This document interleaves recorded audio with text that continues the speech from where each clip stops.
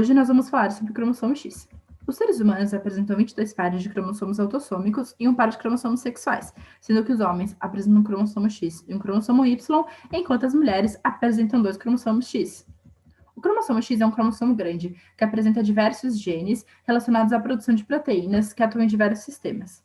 Já o cromossomo Y é um cromossomo pequeno, com poucos genes, majoritariamente relacionados a características específicas masculinas, principalmente a determinação da formação da genitália masculina e inibição da formação da genitália feminina. Na determinação biológica do sexo, nós temos que os homens apresentam espermatozoides que ou carregam cromossomos X ou carregam cromossomos Y, enquanto as mulheres apresentam ovócitos que carregam cromossomo X, de forma que no cruzamento podemos formar um embrião XX ou um embrião XY. Dessa forma, como é que homens têm apenas um cromossomo X, enquanto as mulheres têm 2? Em 1961, foi postulada a hipótese de Lyon, que falava sobre a inativação de um desses cromossomos X, que nós vamos ver agora de forma esquemática. Então, aqui nós temos o espermatozoide paterno com um cromossomo X preto e o ovócito materno com um cromossomo X vermelho.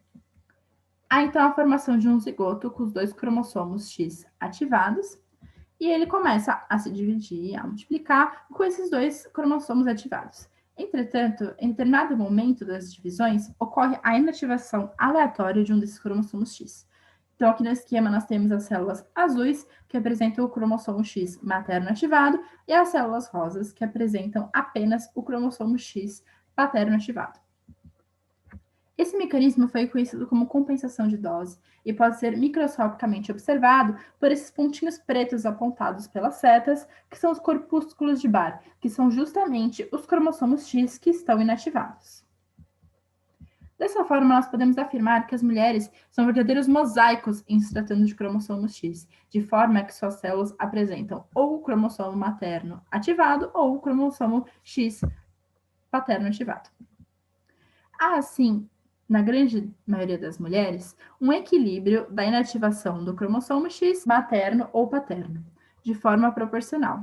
Entretanto, algumas mulheres apresentam um desvio da inativação, quando há cerca de 80% de suas células, o X materno ou paterno ativado, podendo estar relacionado a uma série de implicações. Então, agora nós vamos falar da hemofilia. A hemofilia é uma doença genética recessiva ligada ao cromossomo X, relacionada a um distúrbio de coagulação grave, por deficiência na produção do fator 8 de coagulação, havendo assim uma tendência a apresentar hemorragias graves.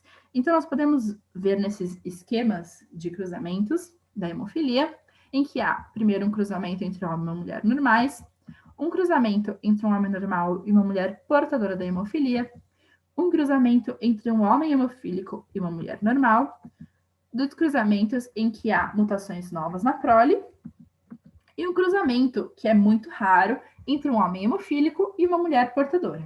Notem que de todos esses cruzamentos, o único em que na prole há a possibilidade de uma mulher hemofílica é nesse último, que, como eu disse, é muito raro.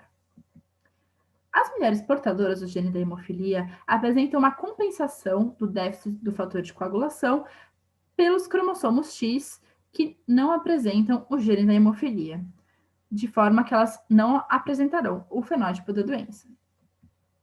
Entretanto, lembrando dessa curva da inativação e do desvio que eu falei agora há pouco, podemos pensar que as mulheres que apresentam um desvio em que há uma maioria de suas células com o X que carrega a mutação da hemofilia, essas mulheres apresentarão o déficit e apresentarão a doença. Então, esse equilíbrio que eu acabei de descrever para vocês vai ser quebrado com esse desvio da inativação, de forma que os cromossomos X com o gene da hemofilia vão predominar nessa mulher.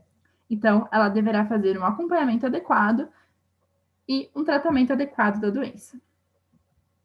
Obrigada.